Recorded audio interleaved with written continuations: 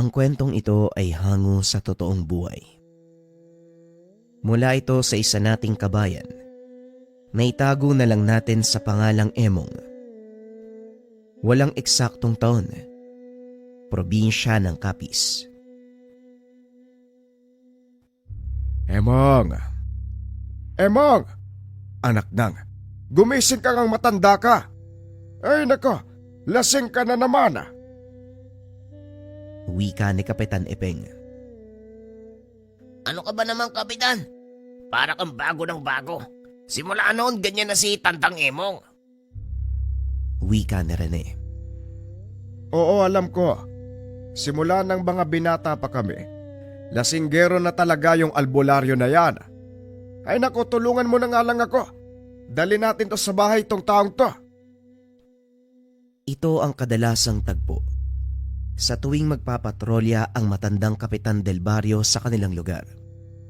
Si Kapitan Ipeng at Mang Emong ay matalik na magkaibigan. Simula binata ay mahilig ng uminom si Mang Emong, ngunit sa kabila ng pagiging lasinggero nito, kilala sa kanilang bayan ang matanda bilang malakas na albularyo. Kinakatakutan din ito ng karamihan dahil sa taglay na pisikal na lakas.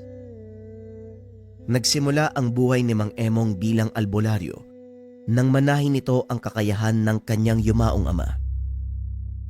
Pagbabalik tanaw, nang mga panong ito ay nasa edad 20 itong si Emong, palaging nakakarinig ng pangaral sa ama dahil sa kagaspangan ng kilos. Madalas nakakatabig ng kung ano-anong gamit, nakakadisgrasya. Madalas tinatawag ang binata na hari ng sablay. Dahil na din sa mga maling galaw nito, kadalasang nagiging resulta ng kapahamakan ng kanyang sarili.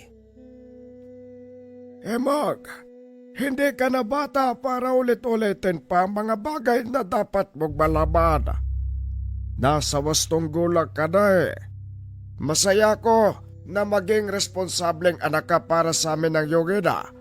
Pero natatakot ako. Napakagaslaw mo kumilos. Hindi ko alam kung magagampanan mo ba ng mayos ang pagiging manggagamot. Maaari mo ba ngayon sinangugali mo? Wika ni Mang Villarmino habang ginagamot ang pilay na binata. Ito ang ama ni Emong. Tay, simula pa noon, ganito na ang kilos ko. Hindi na ako si Emong kung babaguhin ko pa ang aking sarili. Tugon ni Emong. Hindi na ikaw ang hari ng sablay kapag binago mo ang iyong kilos. Pero hindi ba mas maganda yon? Kahit papano mawawala ang negatibong tingin sa iyo ng tao. At isa pa yung pag-iinom mo. Bawas-bawasan mo, Emong. Hindi maganda sa isang albularyo ang palaging hiningang dragon. Muling wika ni Mang Villarmino. Pasensya ka na, tay, sa sasabihin ko. Pero hindi po ko gagawa ng kahit ano para baguhin ang aking sarili. Heto na ako eh. Nasa tao na kung tatanggapin nila ako o hindi. Hindi ko rin naman pinipilit sa kanila na magustuhan ako. Mananatili kung ano ang gusto kong manatili at aalis ang gusto kong umalis. Ganong kasimple. Napailing na lang si Mang Villarmino sa mga sagot ng binata. Ngunit sa kabila ng negatibong tingin ng mga tao sa kanya, marami ang humahanga sa husay ng binata sa panggagamot. Bukod pa dito, kinakatakutan din ng masamang loob dahil sa angking lakas ng pangangatawan. Naging tanod ang binata kasama ang kaibigang Sepeng. Maraming magnanakaw ng kalabaw ang nahuli ng mga ito. Karamihan ay nababalian ng buto. Hindi na ba titigil to mga magnanakaw na to? Halos gabi-gabi na lang may nawawalang mga hayop dito sa baryo eh. Wika ng binatang Sipeng. Mabuti nga dito sa atin kalabaw lang ang nawawala. Sa kabilang bayan, napapabalitang may mga nawawalang kabataan. Mga ilang linggo ding naglipa na ang ganyang balita kaya wala nang masyadong lumalabas kapag palubog na ang araw. Nabalitaan ko nga din yan, Emong eh. Ni wala nga nakapagpatunay patungkol doon tapos ang sabi pa ng mga tao, Aswang daw yung kumukuha. napahinto sa pagtawa si Ipeng dahil seryoso ang mukha ni Emong ng mga oras na yun. Alam mo, Ipeng, naiintriga ako sa balitang yan. Ang totoo, gusto kong pumunta sa kabilang bayan para personal na malaman ng totoong nangyayari. Wika ni Emong habang nakangiti ng nakakaloko. Ay nako, yang ka na naman eh. Mapapahamak ka na naman sa ginagawa mo eh. Hindi pa nga gumagaling yung pilay mo. Eto ka na naman, papasok na naman sa kalokohan. Ano ba kasing meron dyan sa isipan mo, Emong? Ang hilig mong sumuong sa disgrasya. Tanong ng kaibigan. Habang nag-uusap ang dalawa ay nakarinig sila ng malakas na alulong ng mga aso. Hindi naman ganong kalayo sa kinaroroonan nila ang bukana ng kabilang bayan kaya pinunta nito ni Emong. Hindi na natin sakop yung nangyayari dyan, Emong. Huwag ka nang tumuloy. Muling wika ng kaibigan. Ngunit determinado ang binata na malaman kung ano ang nangyayari sa lugar. Kaya naman nagpatuloy pa rin ito. Wala namang magawa si Ipeng kung hindi sundan si Emong sa takot na mapahamak ito o hindi kaya maging sanhi ng kaguluhan. Patuloy na naglalakad ang dalawa nang makasalubong nila ang isang babaeng umiiyak. Natataranta itong lumapit sa kanila na tila may kung anong kinakatakutan.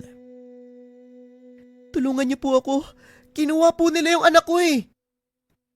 Wika ng babae. Anong nangyari? Sinong kumuha sa anak mo? Aswang. Aswang yung kumuha sa anak ko. Habang nag-uusap ang mga ito, nakarinig ng malakas na kalabog. Nagkatinginan ang dalawang magkaibigan. Iniwan ni Emong ang babae kay Ipeng. Dito lang kayo, Ipeng. Huwag mong hiwalayan ang babaeng ito. Titignan ko kung ano ang nangyayari. Dali-daling tumakbo papunta sa pinanggagalingan ng ingay. Habang tumatakbo, bumulaga sa kanya ang isang nilalang mula sa loob ng isang tahanan. Bagyang napatras ang binata dahil isang malaking nilalang na may ulo ng baboy ramo ang tumambad sa kanya. May hawak-hawak na sanggol sa kanang kamay habang may kung anong hinunguya. Walang yakang aswang ka. Ang lakas ng loob mong manalakay sa lugar na ito. Leus! Nandito ka ba? Wika ni Emong. Biglang lumitaw sa likod nito ang isang nilalang na may dalawang ulo ng kalabaw. Isa itong balaw na may dalawang ulo. Oo, nandito kami. Anong anak ng... Saan ba nanggaling ang aswang na yan? Tugon ng isang ulo ng nilalang. Umangin lang malakas ang aswang. Dali-dali itong tumakbo para tumakas. Bilisan natin, Leus. Kailangan nating mailigtas ang hawak niyang sanggol. Tugon ni Emong. Dali-dali namang tumakbo ang nilalang. Si Leus ay ang gabay ng binata. Ang siyang nagbibigay dito ng pambihirang lakas. Ito rin ang dahilan kung bakit malakas ang loob ng binata na sumuong sa ganitong mga sitwasyon. Sinundan ni Emong ang gabay. Nakita niya itong nakikipagbuno sa aswang. Hinanap nito ang sanggol. Nakahinga ng maluwag ang binata dahil nakita niyang nakalapag sa paanan ng isang puno. Dali-dali niya itong kinuha. Itinakbo pabalik sa kinaroroonan ni Ipeng. Oh, saan naman ang galing yung batang yan? Yan yung anak ko. Maraming salamat nagawa mo siyang iligtas. Pakiusap, patayin mo yung aswang na yon. Marami na siyang kinuwang bata sa lugar na to. Ilang buntis na yung pinatay niya eh. Kasama yung kapatid ko. Wika ng babae. Napagtanto ni Emong na ang hinunguyan ng nilalang, ito ang sanggol sa sinapupunan. Walang ya talagang mga aswang na yan. Dumito ka lang, Ipeng. Huwag mo silang iwan. May kakatayin lang ako. Wika ni Emong. Ngunit hindi sinunod ni Ipeng ang sinabi nito. Nakalayo na ng ilang hakbang ang kaibigan. Sa kanya ito sinundan. Dali-daling tumakbo si Emong at para maabutan ang kaibigan, ganun din ang ginawa ni Ipeng. Bigla siyang napahinto sa pagtakbo nang makitang naglalaban ang dalawang nilalang. Isa sa mga ito ay may dalawang ulo. Ang isa naman ay may ulo ng baboy ramo. Natanaw niya si Emong na tumalon ng mataas, papunta sa kalaban ng nilalang na may dalawang ulo. Walang pagdadalawang isip na itinarak ang hawak na itak sa likod ng aswang. Umatungal ito ng napakalakas. Itinumba ang sarili para daganan si Emong. Ngunit mabilis na nakatalon ang binata, bitbit ang kanyang itak. Hinawakan ng isa pang nilalang ang paa ng aswang. Iniampas ito ng ilang ulit sa lupa. Nang mawalan ng kakayahang kumilos, nilapitan ito ni Emong at pinugutan ng ulo. Wala kayong karapatan na mabuhay sa mundong ito. Wika ni Emong. Bilisan mo. Itali mo ang katawan niya sa puno. Matagal pa bago sumikat ang araw. Maaari pa siyang mabuhay. Tugon ng nilalang. Hinila ng mga ito ang katawan ng aswang. Itinali sa isang puno. Samantalang ang ulo naman ay itinuhog ni Emong sa kawayan at itinayo sa gilid ng daan. Maraming salamat sa tulong, kaibigan. Nga pala, may dala ka bang inumin? Nakakauhaw makipaglaban sa mga aswang. Wika ni Emong. Masyado ka nang nabubuyo sa pag-inom ng alak. Ito, lunurin mo ang sarili mo. Wika ni Leus. Hayaan mo siyang uminom kung saan siya masaya. Gawin mo! Wika ng isa pang ulo na nagngangalang Ignus. Manahimik ka, Ignus. Basta kalokohan, kinukonsente mo ang isang to. Hayaan mo siya! Kakaiba talaga ang lasa ng alak niyong mga engkanto. Sa muli, maraming salamat, kaibigan. Dahan-dahan sa pag-inom ng alak, Emong. Baka pagsisiyan mo ito sa huli. Sige na, hindi na ako pwedeng magtagal. Nabibwisit ako sa isang ulo. Malapit na ring sumikat ang araw. Paalam, kaibigan. Hanggang sa susunod, dadalan pa kita ng alak. Wika ng gabay. Matapos ay naglaho na ang malaking nilalang. Dito naman lumapit si Ipeng. Ano yung nilalang na yun? At saka, saan ang galing yung kaibigan mong may dalawang ulo? Ano ba yun, kalabaw? Tanong ni Ipeng. Ay naku po, Ipeng. Mamaya ko na ipapaliwanag sa iyo ang lahat ng bagay. Hayaan mo muna ako magpahinga. Tugon ni Emong. Sabay tungga ng hawak na sisidlan. Hinayaan ito ng kaibigan hanggang sa tuluyang makatulog. At dahil wala nang panganib sa paligid, nagpa siya si Emong na balikan ang iniwang mag-ina. Maya-maya ay sumikat na ang araw. Nagsipaglabasan sa kanilang tahanan ang mga tao. Tumambad ang tanawing gawa ni Emong. Pinuntahan naman ni Ipeng si Emong para gisingin. Emong, gumising ka na. May malaki tayong problema. Wika ni Ipeng. Pupungas-pungas pa ang binata at napabalikwas ito nang makita ang maraming taong nakapaligid sa kanila. Nakaupo siya sa paanan ng puno kung saan niya itinali ang aswang. Ano bang sinasabi mo? Anak ng... Anong nangyari? Nasaan yung aswang? Tanong ni Emong. Dahil ang nakatali sa puno, hindi na ang nilalang na nakalaban nila, kundi katawan ng taong walang ulo. Bilisan mo, Emong. Umalis na tayo dito bago pa dumating yung mga pulis. Hindi, Ipeng. May patunay akong aswang ang aking nakasagupa at napatay kagabi. Nasaan na yung babaeng iniligtas natin? Nandun na sa kanilang tahanan eh. Kausap ng Kapitan Del Barrio ng lugar na to. Mukhang ipapahuli ka nga ng mga tao eh. Gaya ng sinabi ko, hindi ako natatakot dahil may pruweba ako. May makakapagpatunay ng mga nangyari kagabi. Wika ni Emong.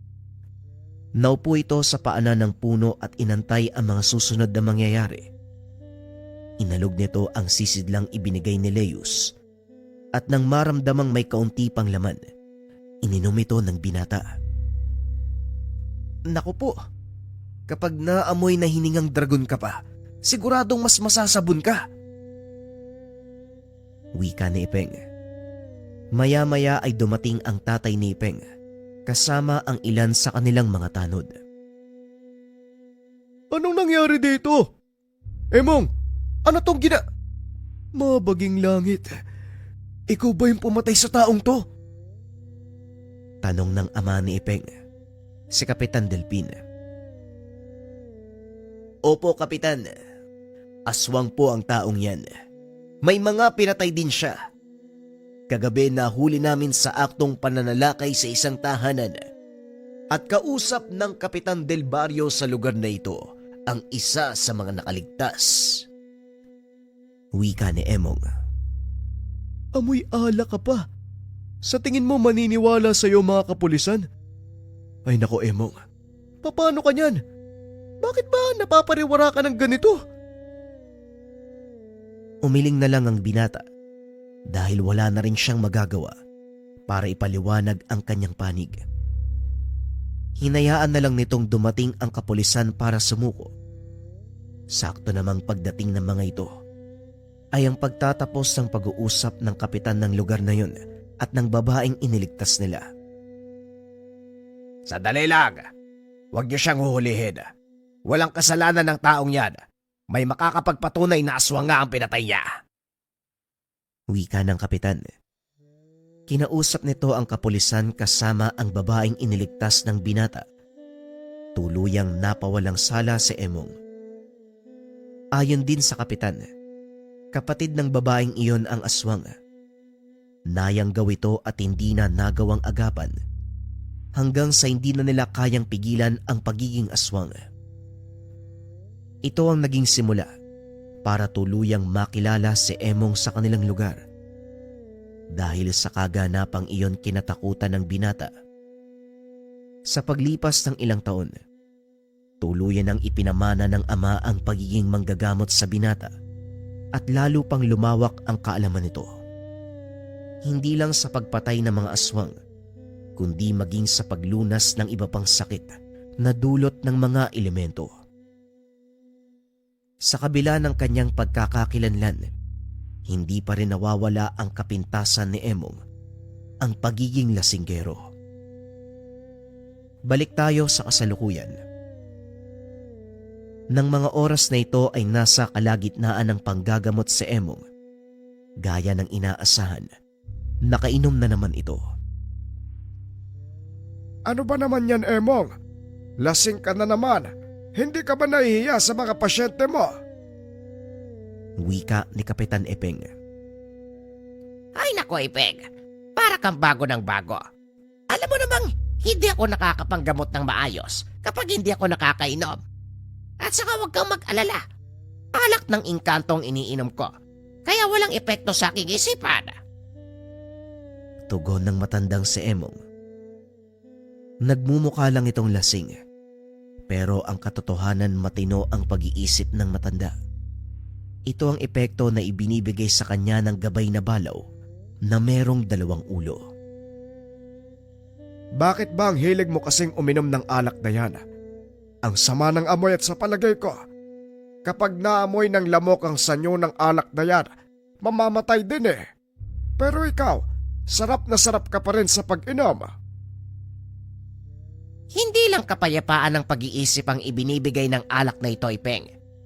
Ito din ang nagbibigay sa akin ng kakaibang lakas at kakayaang makipag-usap sa mga elementong nakakasalamuha ko habang nanggagamot. Gaya na lang ng isang to. Tugon ni Emong habang itinuturo ang kanyang pasyente na nakaupo sa kanyang sala.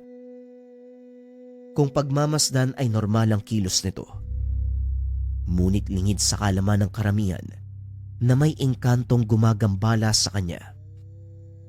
Anong nangyari sa kanya, Emong? Isang engkanto ang gumagambala sa kanya.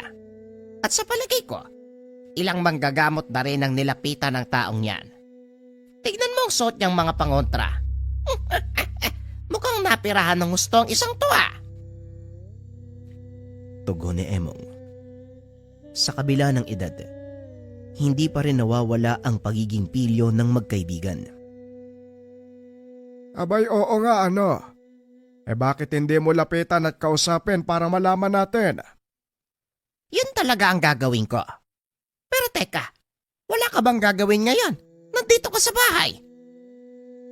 Tanong ni Emong. Alam mo namang Biyernes Santo na sa susunod na araw. Kaya wala nang opisina at wala rin masyadong gagawin. Kaya wala sigurong masama kung dadalaw ako dito, ano? Kung sa bagay, hawak mo naman ang oras mo eh. Pero, dyan ka na nga muna. Mamaya na tayo mag-usap. Asikasuhin ko lang ang pasyente. Pinuntahan nito ang lalaking nag-aantay sa sala. Hindi pa man nagtatagal, biglang napasigaw ang lalaki. Hindi pa ito hinahawakan ni Emong, kaya naman nagtaka ang lahat. Dumungaw ang mga tao sa pintuan at ang ilan sa kanila ay nakikiusyoso sa bintana. Anong nangyayari sa kanya, Emong? Bakit parang sinasapian ng taong yan? Anong parang? Talagang sinasapian siya. Hindi ko lang malaman kung kailan pumasok ang nilalang sa kanyang katawan. Pero hindi na mahalaga ang bagay na yon. Total nandito ka na rin lang. Maaari mo bang kunin yung kulay itim na kahoy doon sa altar? Wika ni Emong. Napakamot naman ng ulo ang kapitan. Kapitan Del Barrio ako, Emong. Tapos utos-utosan mo lang ako. Abay, napupuri ka yata. Nandito ka sa akin, tahanan. Kaya walang kapi-kapitan dito. Bilisan mo na. Mamaya manakit pa tong taong to. Tugon ni Emong. Dali-dali namang tumakbo si Kapitan Ipeng. Kinuha ang sinasabing kahoy ng matanda. Nang maiabot ito ng kapitan sa kanya, walang pagdadalawang isip na itinutok ni Emong ang patpat sa dibdib ng lalaki. Tumigil ka sa pagwawala. Kung ayaw mong malitsyon dyan sa katawan ng taong sinasapian mo. Wika ni Emong. Biglang tumigil sa pagkilos ang pasyente. Tumingin ito sa kanya. Nanlaki ang mga mata. Tila ba takot na takot kung anong nilalang ang nasa loob ng taong sinasapian. Pakawalan mo ko at magpakita ka sa akin, walang yaka. Anong karapatan mong igapos ang kagaya kong hari? Tanong ng nakasanib. Karapatan ba ika mo? Nasa loob ka ng aking pamamahay. At dito, walang ibang hari kung hindi ako. Ngayon sagutin mo ang tanong ko, Engkanto. Anong ginagawa mo sa katawan ng taong to? Wika ni Emong. Nagtatago ako. May mga taong humahabol sa akin. Inubos nila ang aking angkad at ako na lang ang natitira. Hari ka ba kamo? Ngayon lang ako nakakita ng haring iniligtas ang sarili at iniwan ang kanyang karian. Bakit? Anong nangyari? Naduwag ka ba? Kamahalan! Pangaasar ni Emong. Lingid sa kalaman nito, seryoso ang kinakaharap na sitwasyon. Sige lang, tanda. Pagtawanan mo ko sa ngayon. Ilang minuto lang ay makikita mo ang sinasabi ko. Pagmasdan mong mabuti ang suot na pangontra ng lalaking ito. Kung ilan ang bilang ng mga yan, ay siya din ang bilang ng mga kagaya mong pinatay na mga taong humahabol sa akin. Tawang humahabol sa'yo. At ikaw, isang maharlikang engkanto. Gaya ng sinabi mo, tama ba ako? O meron akong hindi alam tungkol sa inyong mga engkanto? Marami ka pang hindi nalalaman. At nasurpresa ako sa tanda mong yan. Hindi mo alam ang tungkol sa lahing kinabibilangan ng engkantong yan. Sila ay mga engkantong Menero na kung tawagin ay Bulawan. Kadalasan silang naninirahan sa mga kabundukan na maraming deposito ng mamahaling bato at ginto. Nagulat si Emong dahil biglang lumitaw mula sa likuran ng gabay. Ano naman ang rason kung bakit sila tinutugis ng mga tao? At paano namang mangyayari yon? Hindi ba? May kakayahan ang lahat ng engkantong itago ang sarili sa mata ng mga tao. Kaya nga hindi ka nakikita ng iba. Totoo ang sinasabi mo. Marahil may kasama silang kagaya mong may kakayahan na makipagsalamuha sa mga engkanto. Ginagamit nito ang kapangyarihan para matunton ang Bulawan. Tugon ni Leus. Sa mga hindi nakakalam, ang mga Bulawan, uri ng mga engkantong nabibilang sa hanay ng mga dalakitnon at duwende. Sila ang kadalasang nagbabantay ng mga kayamanang nakatago sa kabundukan. At dahil sa likas silang katangiang makahanap ng ginto sa kabundukan, madalas silang hinuhuli ng mga tao na may sapat na kakayahan upang gamitin ito sa paghahanap. Balik tayo sa kwento.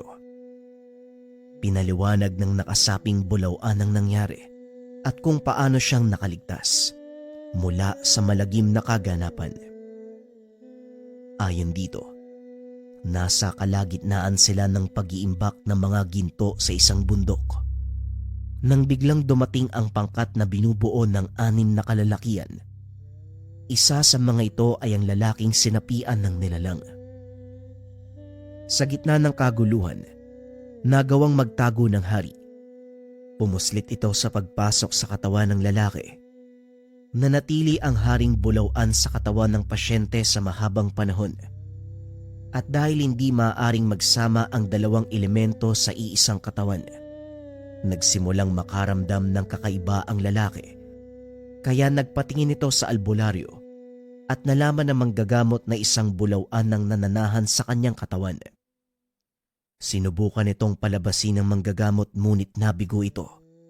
Sa halip ay binigyan niya ng pangontra ang pasyente para hindi makalpas ang nilalang na nasa loob ng kanyang katawan. At gaya ng sinabi ng engkanto, pinapatay ng mga kalalakihan ang manggagamot na makakaalam ng tungkol sa Bulawan. Ilang albularyo na ang kanilang nilapitan, ngunit wala sa mga ito ang nagtagumpay. Lahat sila ay nasawi sa kamay ng mga kalalakihang iyon upang mapangalagaan ang sekreto. Kung gugustuhin ko, maaari naman akong lumabas sa katawan ng taong to. Kaso nga lang natatakot ako dahil baka malaman ng Manolo ang kinaroroonan ko at madamay kayo. Tugon ng sanib. Ligtas ka dito sa pamamahay ko at maaari ka nang lumabas sa katawan ng pasyente. Kaya kitang bigyan ng proteksyon kung yan ang nais mo. Wika ni Emong. Paano ako makakasiguro na hindi ka kagaya nila Manolo? Manggagamot din ang taong yon, ngunit nasilaw sa kayamanan. Kaya ito, nanganganib ang buhay ko. Wika ng nakasanib. Makakaasa kang hindi ako kagaya ng sinasabi mong si Manolo. akong pakialam sa kayamanan. Hanggat may lamang alak ang aking sisidlan. Bahala na kayong magkagulo. Basta ko, iinom ako. Tugon ni Emong. Sabay lagok sa hawak nitong sisidlan. Nang ilapag niya ito sa mesa, laking gulat ng matanda dahil biglang umapaw ang laman nito. Hindi lang alak ang kaya kong ipagkalob sa'yo. Kapalit ng proteksyon ko manggagamot. Kung may papangako mo sa akin na mananatili akong ligtas sa pamamahay mo, ipagkakalob ko sa iyo ang lahat ng kayamanang nakaimbak sa kabundukang iyon. Wika ng sanib. Sabay turo sa bundok na halos wala ng puno. Mabuti na lang din at wala ng tao sa lugar dahil pinauwi na ito ni Kapitan Epeng. Huwag kang mag-alala. Ligtas ka dito kaya lumabas ka na dyan. Saluhan ako sa aking pag-inom. Tugon ni Emong. Maya-maya ay nawalan ng malay ang pasyente. Nang mahimasmasan ito, napasigaw ang lalaki dahil hindi nito alam kung paanong napunta sa lugar. Anong ginagawa ko dito? Sino kayo? Ikaw, Kutong Lupa, umalis ka na. Kung ayaw mong sipain kita palabas, bilisan mo! Wika ni Emong.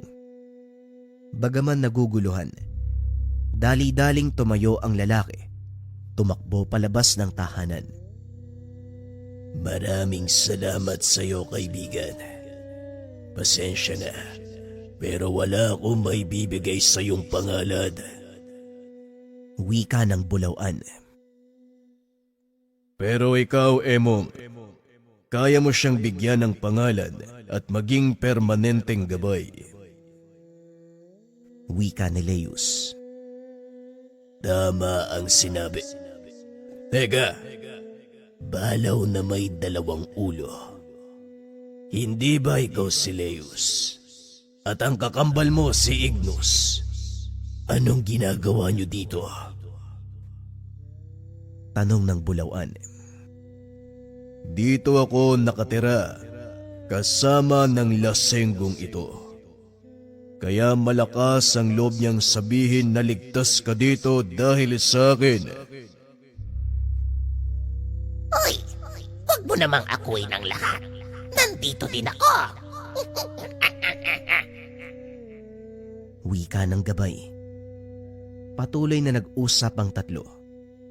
Ngunit hindi naririnig o nakikita ni Kapitan Epeng ang kausap ng kaibigan. Kaya naman napatanong ito. Sino ba ang kausap mo dyan, Emog? Lasing ka ba? Ay nako, baka mamaya isipin mo na namang umalis ng bahay mo, ha? Wika ni Kapitan Epeng. Nilingon ito ni Emong at sinabihan si Leus na magpakita sa kanya. Nanlaki ang mga mata ng kapitan dahil ito din ang nilalang na nakita niya nung makipagsagupaan si Emong sa mga aswang. Maraming taon na ang nakakaraan. Ikaw din yung nilalang na nakita ko nung nakipaglaban, ah. Yung nakipaglaban sa Emong sa aswang. Wika ni Kapitan Epeng. Tama ka. At ngayong nakikita mo na ako. Siguro naman, hindi ka na magtataka kung bakit nagsasalita mag-isa itong kaibigan mo. Napakamot na lang ng ulo si Emong dahil sa sinabi ni Leus. Ay nako, Leos. Alam mo, saka na natin isipin ang tungkol sa bagay na yan. Bulawan, nabanggit mo kanina. Wala kang pangalan, hindi ba? Tama ka. Bakit mo naman naitanong? Gusto kong bigyan ka ng panibagong pagkakakilanlan. Simula ngayon, tatawagin ka sa pangalang Garami. Nanlaki ang mga mata ng Bulawan dahil hindi nito inaasahan na pagkakaloban siya ng pangalan ni Emong. Sa harap ng lahat, biglang nagbago ang anyo nito. Mas lalo siyang lumaki. Mas lalo siyang lumaki na halos kasing tangkad na ni Leus.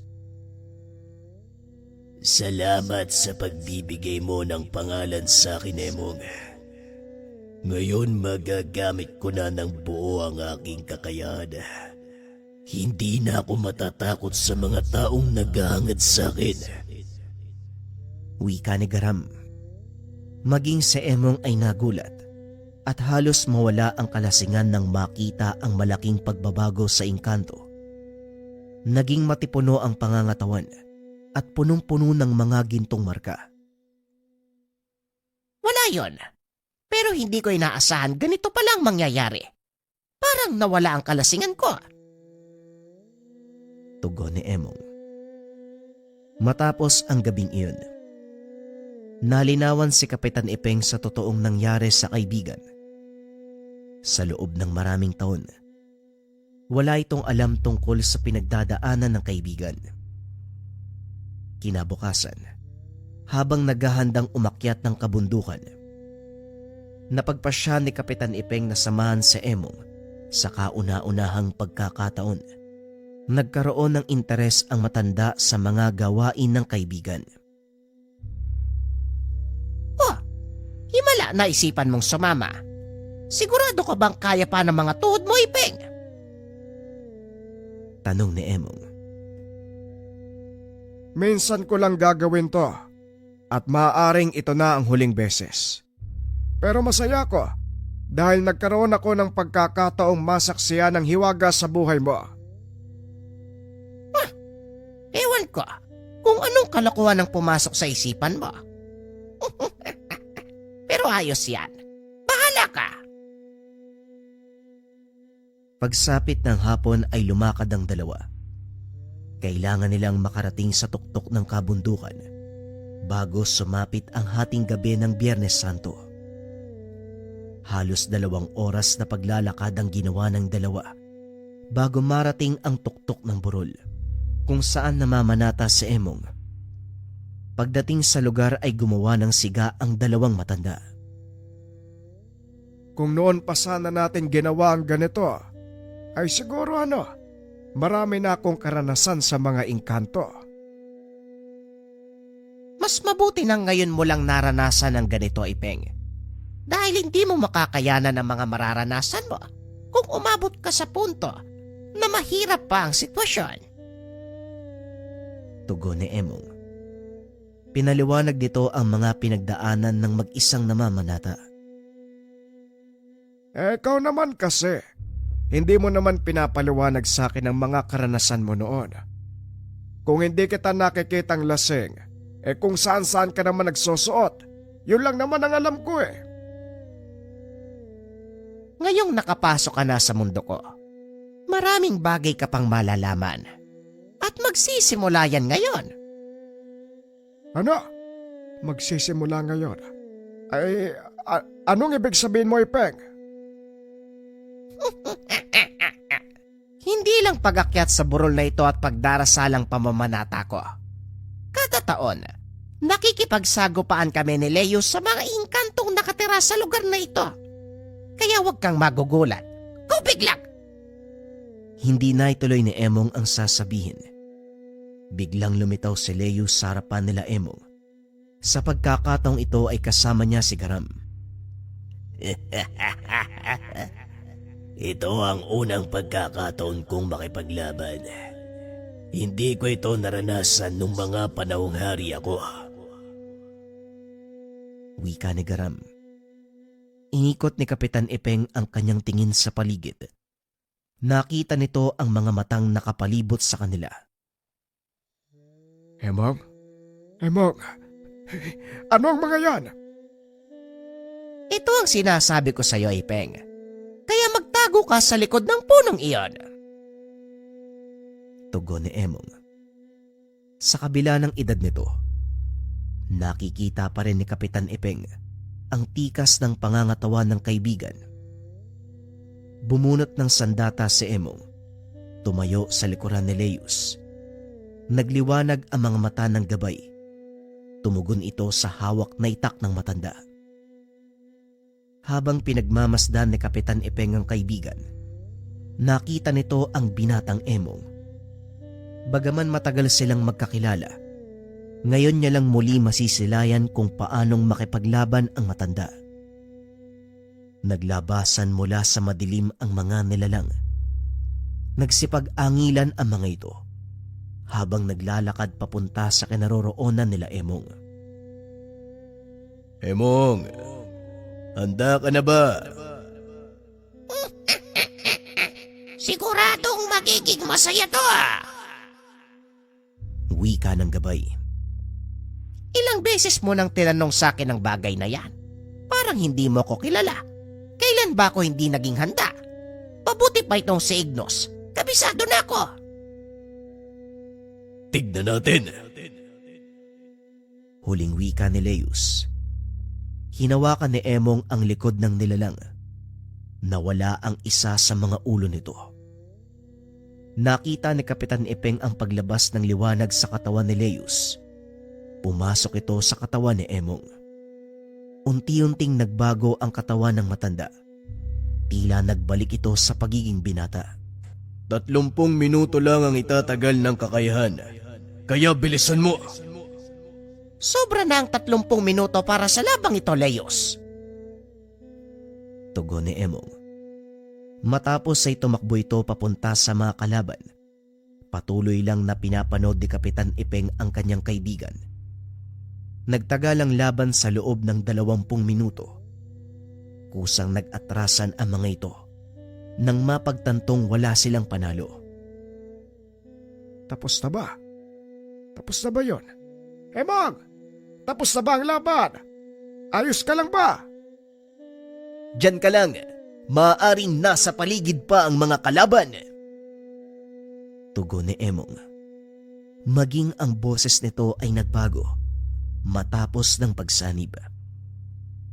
Pinakiramdaman nito ang paligid, ngunit wala na ang mga nilalang na kumikilos. Mukhang tapos na nga ang laban. Pero sigurado ka ba? Nakakayanin mo na mag-isa, Emong? Tanong ni Leus. Nagtaka si Kapitan Ipeng kung ano ang ibig sabihin ni Leus. Teka, ano ba yung sinasabi ni Leos? Ang akala ko ba tapos na ang laban? May isa pang pagsubok si Emong. Yon ang pinakamahalaga sa lahat.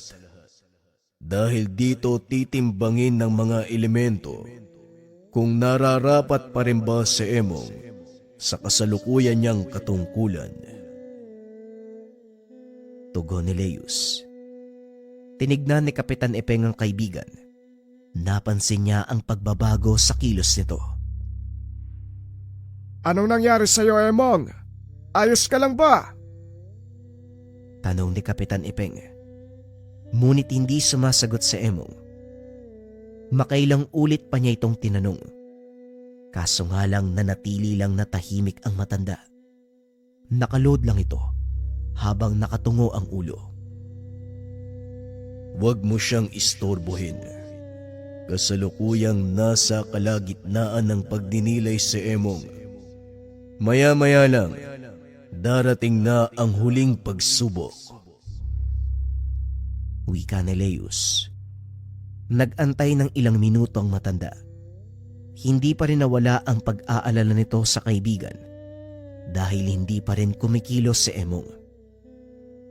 Gayunpaman, wala na siyang magagawa dahil hindi niya alam kung paanong tutulungan ang kaibigan. Maya-maya pa ay biglang nakarinig ng malakas na dugongdong. Napatayo si Kapitan Ipeng. Nakita ang isang malaking nilalang na paparating. Tinignan nito si Leus at Garam. Hindi kumilos ang mga ito na tila hinahayaang mag-isa si Emong. Ano, Leos? Hindi niyo ba tutulungan si Emong? Tanong ng kapitan. Oo nga, at gabay ako ni Emong. Kaming dalawa ni Ignos. Pero minsan, kailangan niyang humarap sa mga pagsubok na mag-isa. Malaki ang tiwala ko malalampasan niya ang lahat ng ito. Magtiwala ka sa kaibigan mo, Ipeng. Kakaiba ang lakas ni Emong. Hindi to basta-basta magpapatalo. Ilang laban na ang napagdaanan niya. Hanggang ngayon, nakatayo pa rin siya. Tugon ni Leus. Muli nitong pinagmasdan ng kaibigan at sa pagkakataong iyon, unti-unting tumatayo si Emong. Tinanggal nito ang kanyang pang-itaas. Tumambad ang mga pilat at galos sa mga nagdaan na laban. Napagtanto ni Kapitan Epeng na tama ang sinasabi ng gabay nito. Huminto ang nilalang sa harapan ni Emong. Itinaas nito ang kamay na may hawak na pamalo. Tumingala si Emong. Inantay ang pagbagsak nito sa kanya. Bumulusok pababa ang kamay ng nilalang. Laking gulat ng kapitan dahil hindi niya nakitang umalis sa kinakatayuan ng matanda. Ngunit nang humupa ang alikabok, nanlaki mga mata nito dahil wala na sa kinakatayuan ng kaibigan. Inangat ng nilalang ang kanyang sandata. Nakita na wala na doon si Emong. Nagpalinga-linga ito. Hinanap ang matanda. Nang biglang napabaling ang ulo nito nang suntukin siya ni Emong. Napatras ang nilalang hanggang sa nawalan ito ng balanse. Dali-daling tumakbo si Emong at inundayan ng taga ang kalaban. Dumagungdong ang atake ni Emong. Hindi na makatayo ang kalaban. Hindi makapaniwala si Kapitan Epeng na ganun kalakas ang kaibigan. Pambihira. Mabuti na lang at naging magkaibigan kami ng taong to ah. Hindi pala birong maging kalaban sa Emong. Wika ni Kapitan Epeng. Maya-maya huminto na sa pag-atake ang magkabilang panig. Naglakad palayo ang malaking nilalang. Ano nangyari? Bakit naglalakad palayo yung kalaban? Tanong ni Kapitan Epeng. Tapos na ang laban. Nanalo na ang kaibigan mo. Sabi ko sa'yo kayang-kaya yan ni Emong. Tugon ng gabay. Tinignan nito si Emong. Nakita ang unti-unting pagbagsak. Dali-daling tumakbo ang kapitan para alalayan ito. Ano ka ba naman? Kung kailan naman tumanda tayo, ngayon ko lang nasaksihan na ganito pala yung hirap na pinagdadaanan mo. Wika ni Kapitan Epeng habang inaalalayan ang kaibigan. Huwag kang mag-alala. Dahil magiging ayos lang siya pagsikat ng araw. Siguradong babalik na ang lakas niya. Maiwan na namin kayo. Malapit na ring lumabas ang araw. Alak lang ang katapat ni Emong. Huwag mo masyadong isipin. Wika ng gabay. Matapos ay naglaho na ito. Naiwan si Garam na noon ay nakaupo lang sa tabi ni Emong. Hindi ako nagkamali ng taong papanigan. Ipabot mo sa kanya ang aking pasasalamat kung sakaling magising na siya. Wika ni Garam. Ay walang problema, Garam. Makakarating ang nais mong sabihin. Tugon ng kapitan. Pagsikat ng araw, nagising si Emong. Pupungas-pungas pa itong tumayo.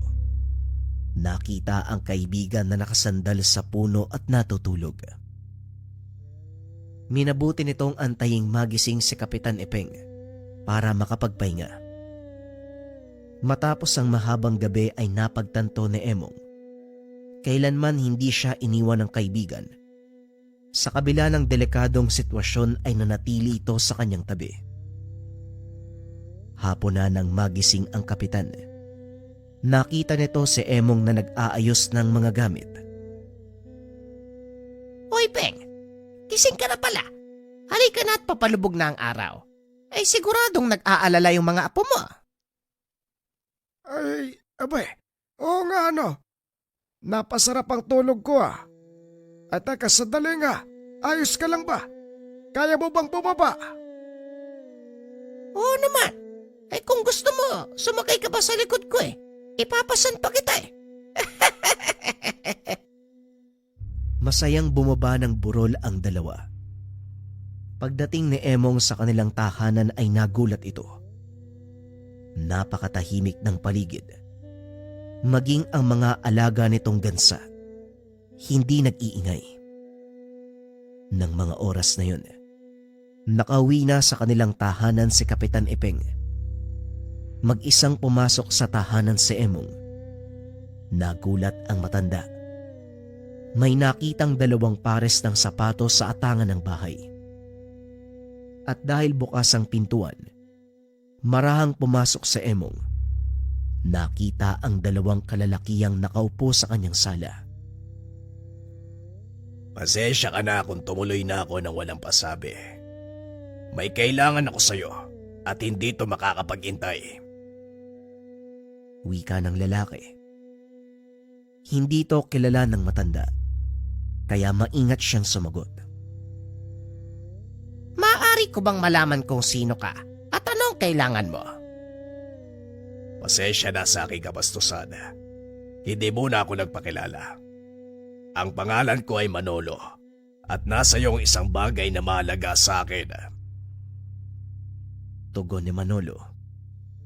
Biglang natigilan ang matanda dahil sa mga nalaman, ngunit hindi ito nagpalata. Ganun ba? Ay sige, maupo ka muna at ikukuha ko kayo ng maiinom. Pagpasensya nyo na ang aking tahanan. Mangyari kasi buong araw akong nasa burol. Wika ng matanda habang naglalakad papunta sa kusina. Oo, alam ko. Namamanata ka tuwing Biyernes Santo. Ito rin ang dahilan kung bakit tumuloy na lang ako sa iyong bahay. Tugon ni Manolo habang iniikot ang tingin sa paligid. Maaari mo bang ipaliwanag sa akin kung ano ang sinasabi mo? Tanong ni Emong. Naupo ito sa harap ni Manolo. Tinitigan sa mata si Manolo. Hindi na ako magpapaligoy-ligoy patanda. Nasaan ang bulawada? Tugon ni Manolo. Tumawa ng malakas si Emong. Kinuha ang bote ng alak. Pasensya na. Pero hindi ko alam ang sinasabi mo. Tugon ni Emong. Hindi mo ba ako natatandaan? Ako'y napagamot sa'yo. Tandang-tanda ko pa kung paano mong kinuha ang bulawaan sa katawan ko. Wika ng kasama nitong lalaki. Oo, natatandaan kita. Pero hindi bulawaan ang pinalabas ko sa katawan mo, kung hindi isang itim na 20. Tugon ni Emong. Huwag ka nang magsinungaling, tanda. Dahil alam kong nagsasabi ng totoo ang tauhan ko. Kaya kung ako sa'yo, ilalabas ko na ang engkantong yon. Nang sa ganon, wala nang masamang mangyari sa'yo. Napatakip na lang ng bunganga si Emong. Napagtanto nito, hindi siya nakikilala ng kausap. Kawawa ka naman. Mukhang nagkamali ka ng taong pagbabantaan. Baka nakakalimutan mo. Nasa loob ka ng pamamahay ng isang manggagamot. Tanong ni Emong. Wala akong pakialam kung nasa loob ako ng pamamahay mo. Ilang kagaya mo na ang napatumba ko. Ngayon kung hindi ka makikipagtulungan, siguradong matutulad ka sa kanila. Tugon ni Manolo. Humagalpak sa kakatawa si Emong. Mga manggagamot, nakatulad ko ika mo. Hindi siguro. Dahil kung kagaya ko sila, hindi ka na makakarating sa tahanan ko. Kung sa bagay, iba ka nga naman. Lasinggerong manggagamot na masyadong mataas ang tingin sa sarili. Wika ni Manolo sabay tayo. Hinawakan sa kwelyo si Emong. Oops! Mag-iingat ka sa susunod mong gagawin. Dahil Dahil baka pagsisiyan mo. Pagsisiyan? Abat talagang... Hindi na naituloy ang sasabihin. Akmang susuntukin na sana ang matanda. Kaso nga lang lumitaw si Leus. Isang malakas sa bigwas ang ibinigay ng nilalang.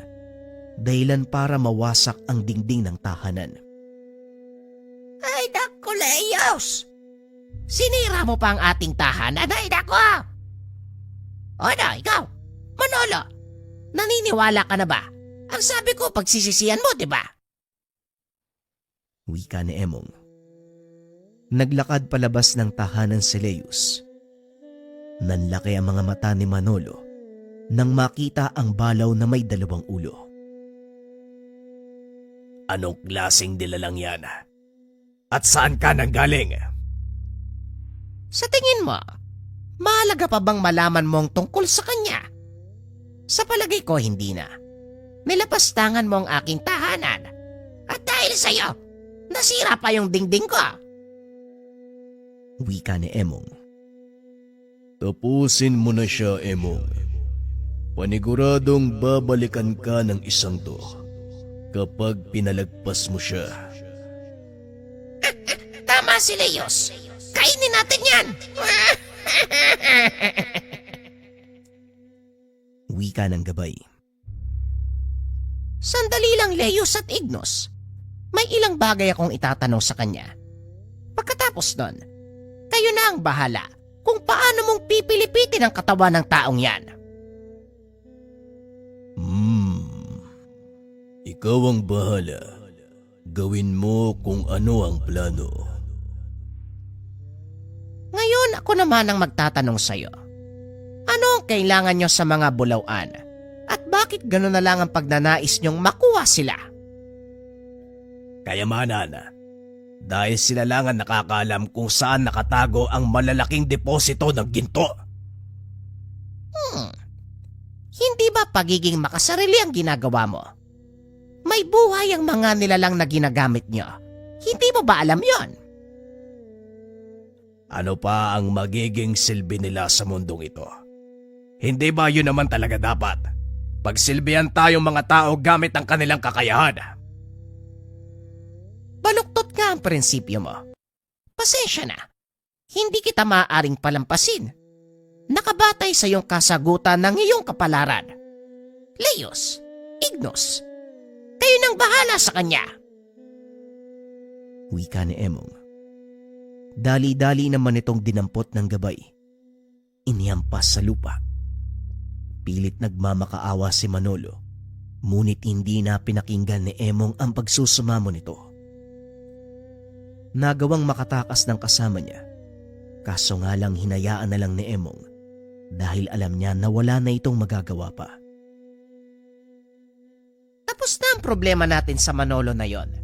Siguro naman, magiging panatag na ang isipan ni Karam. Huwag kang magpakampante, Emong. Dahil hindi natin sigurado. Baka may mga kasama pa si Manolo na mas malakas kumpara sa kanya. Hindi kikilos ang mga kagaya niya kung walang sinasandalan. Kaya mas mabuti pang maging handa ka. Kung sakali mang ganon, alam ko naman na hindi niyo ako papabayaan. Wika ni Emong. Hindi sumagot si Leus. Mabilis na itong naglaho. Sandali lang, nako! Sinong mag-aayos ng dingding?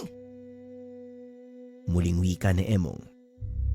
Nang mapagtanto na wala siyang katulong sa pag-aayos ng nasirang dingding. Alam nito na posibleng mangyari ang sinasabi ng gabay. Kaya naman nanatili itong handa. Ilang minutong nakalipas ay dumating si Garam. Pagbati sa'yo, Tandang Emong. Nabalitaan ko mula kay Leos at Ignos ang ginawa mo. Nais ko lang magpasalamat. Eto, tanggapin mo ang munti kong handog. Wika ni Garam habang inaabot ang isang maliit na sisidlan na punong-puno ng butil ng ginto. Ano ka ba, Garam? Hindi mo kailangan magpasalamat. Bahagi ito ng aking tungkulin na ibinigay ng tagapaglikha.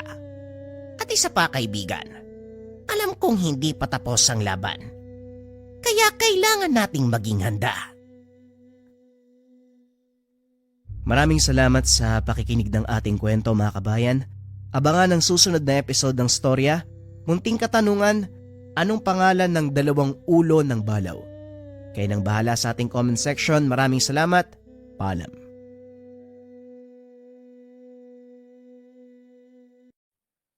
Ang kwentong ito ay hango sa totoo.